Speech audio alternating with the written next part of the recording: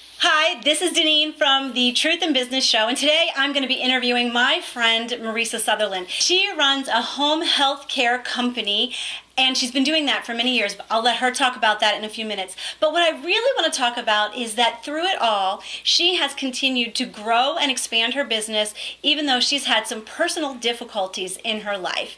Won't you join us today as we talk to Mariesa Sutherland and really find out how God can use you even through adversity. So, Mariesa, give us a little bit of background about how you got involved in home health care and how you expanded your business to what you're doing now. Heavenly Homecare was actually founded in 2002.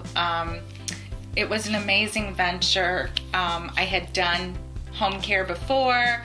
I saw a company and how they were running it. I felt the girls should get paid more. I thought there were a lot of different things that could be done to make it more advantageous for the staff, who was just wonderful. So I opened my own company. It wasn't done right away. My brother said, "What are you doing?" And I said, "Well, I am working with seniors." And he said, "Well, you could lose everything you have. You really need to become a business. I mean, if something happened, you could lose your house, your home, and you really need to think about what you're doing." So I said, "Okay, Jim, set me up. Make it happen." So he did. Well, I love the fact that you saw a need in the marketplace, working with seniors, and you saw that there was something missing, and you wanted to give more, like you said, back to the caregivers, back to the people that worked with these people, so that they would have better quality. So Right. I really love the fact that you kind of saw this transition of, I love what I'm doing, working with this, now let's turn it into a business. Yeah.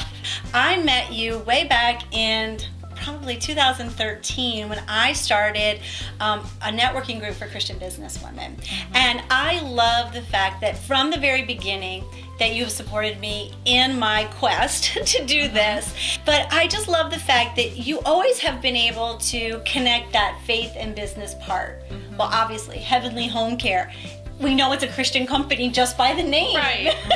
How did you come up with that name? My husband's grandmother had passed, and I was at a loss because I would go to Waltonwood every day, and I missed her terribly. And where did she go? To heaven. To heaven. Over the first few years of Heavenly Home Care, I know that life wasn't all a bed of roses for you. Right? I know that you have a special needs daughter. 2008, Megan had a neurocytoma. She had a brain tumor, and it was behind her optic nerve, her left eye. And so that was all just, life just changed, a huge change. So from there, she was in the hospital 6 weeks. We were in ICU.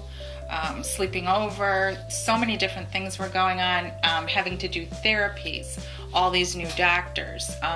It was like putting a puzzle together and trying to get to all the best people and trying to get her the help that she needed. And during this time, you were still running your business. Yeah, isn't that amazing?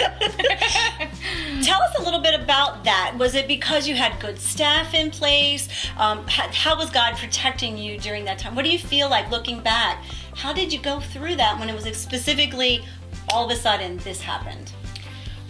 It's amazing. When you have faith in your life, when you have Christ in your life, things just unfold and they happen, and He takes care of you. It's kind of like being in the womb. It's just a safe place. People took over with the office. You know, I said, "Listen, this is what I need to do.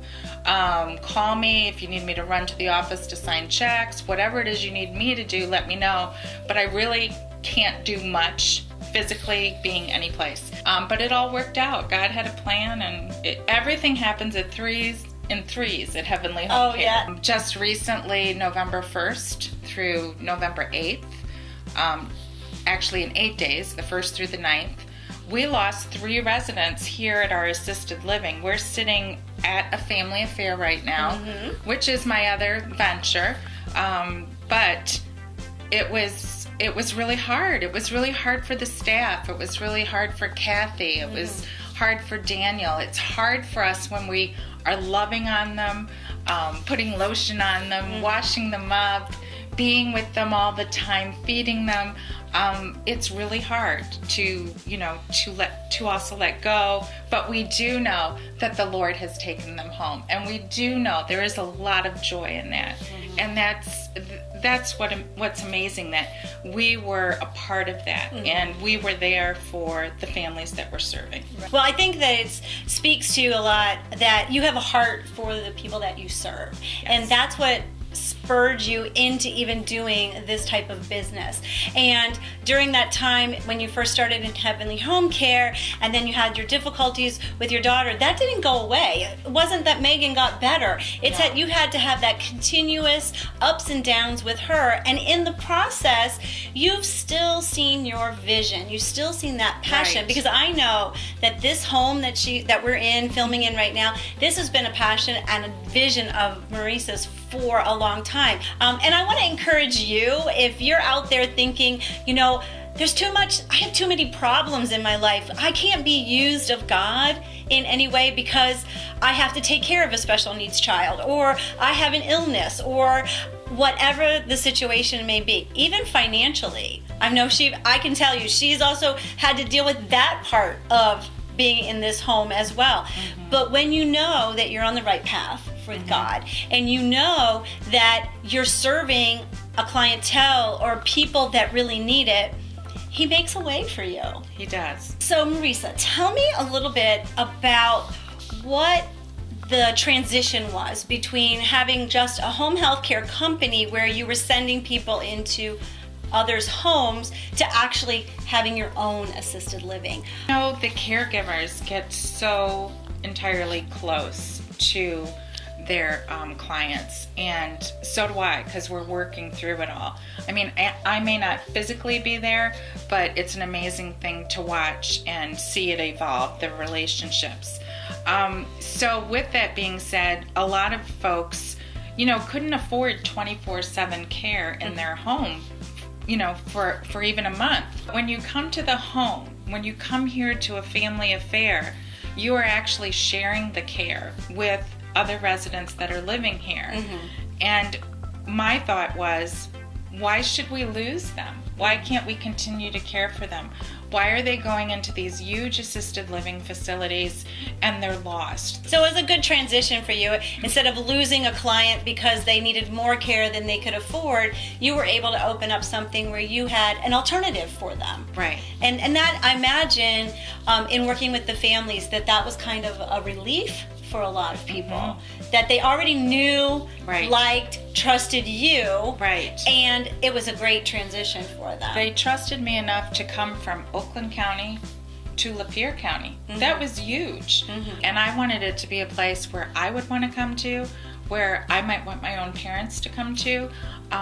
I think it's amazing. So I want to go back a little bit. I know that I've walked with you through this process of buying this home doing all of those things, prayed through a lot of it with you. And I know that you've had obstacle after obstacle after obstacle. What keeps you going? Why do you keep pushing forward to do the things that you feel passionate about? I believe that faith in Christ is one. And if He wasn't there to lift me up and keep me going, I wouldn't be able to move on. To lose our clients, to all the obstacles that just in purchasing this home from the previous buyer, but opportunities kept coming. There were signs that kept coming that said, yes, you need to be doing this. The owner had a lot of issues, and that was my major obstacle, was getting her out of here and moved to Florida so we could continue, so we could make this a good venture and make this happen. But every time I went to do something, there was another block. But I found a way to hop over the fence, or I found a way to help that person, like I helped the previous owner. All of those great things, everything from financing to all the stumble blocks to a partner, I just kept plugging. I don't want to talk too much about all of the problems that Mariesa's had, but in the last year, she's also had to contend with breast cancer. So God is not done with her and teaching her and helping her to really live a life dependent on Him.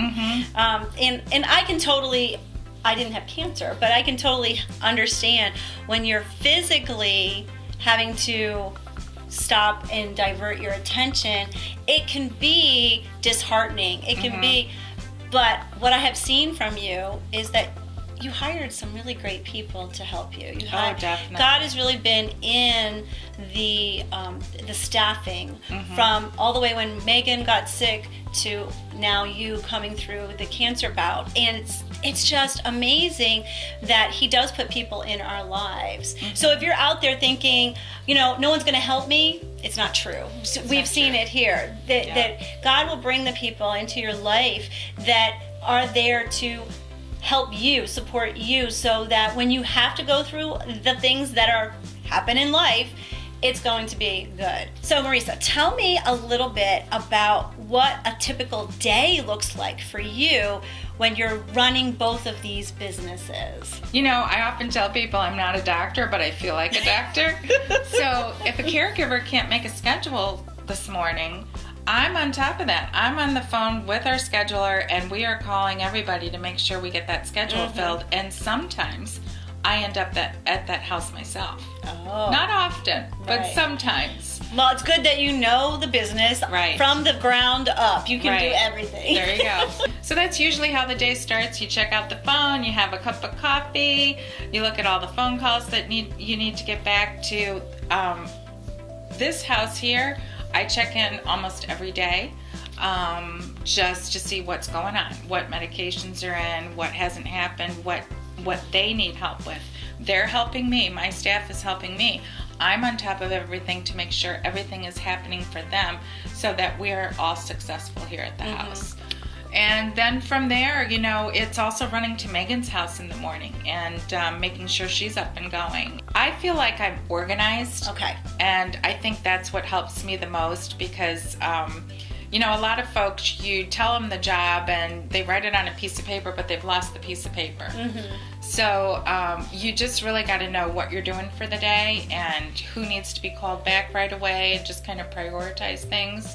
So it's really easy for you when I know for me, and I work with other women, they don't see how their work corresponds with their faith. But you don't see a problem with that. It's all rolled together. No, it is rolled together. I want you to just talk to the woman who's watching this interview and saying, God's really put on my heart to do something, but I have but this is happening, but this is happening, but this is happening. What kind of encouragement could you give that woman? I think even though there's a lot of things happening, you have to continue to reach out to other people because the journey is actually working through Christ and helping others. That's what He wants us to do. So if you just reach out, you can help anyone and you can help yourself because somebody will be there for you because you've been there for somebody else, and God will make sure that happens. He loves you.